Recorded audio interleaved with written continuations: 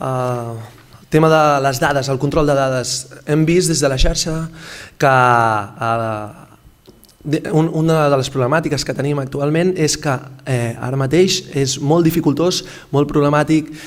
costa d'arribar a veure quines dades de consum tenim a les llars o a qualsevol punt de subministre, ja sigui també dels ajuntaments, particulars, empreses, petites empreses. Llavors, aquí hi ha també una tasques bastant complicades perquè això no recau, no és una competència que recau. Els comptadors elèctrics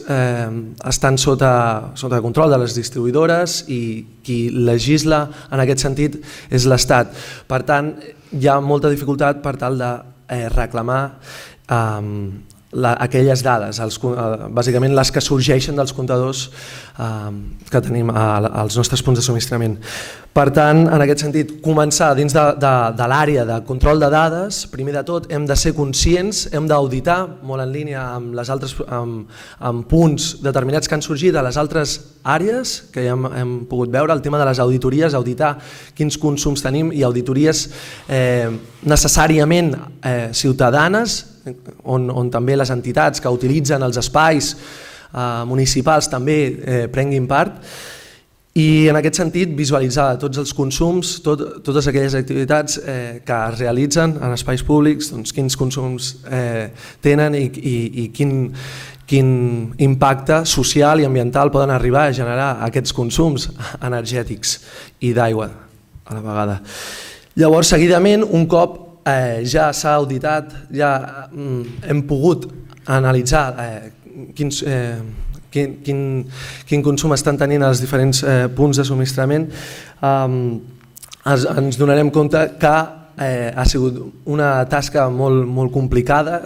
bàsicament per això, perquè no tenim el control. Les distribuïdores posen moltes traves sempre per tal d'aconseguir certes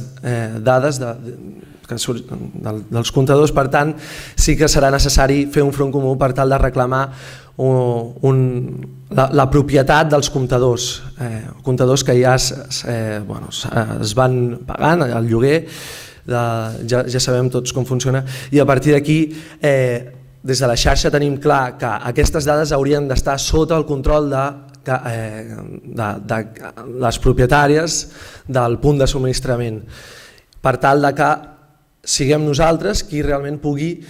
oferir aquestes dades, les dades de consum, a empreses, a tercers, com podrien ser comercialitzadores, com podrien ser empreses de serveis energètics, com podrien ser el propi Ajuntament, cedir aquestes dades per tal que puguin fer anàlisis i diagnòstics més amplis, més acurats, amb una qualitat molt més òptima. Per tant, un front comú de municipis per tal de reclamar aquest dret dins de la sobirania digital també. I finalment la darrera proposta que podrem trobar al document serà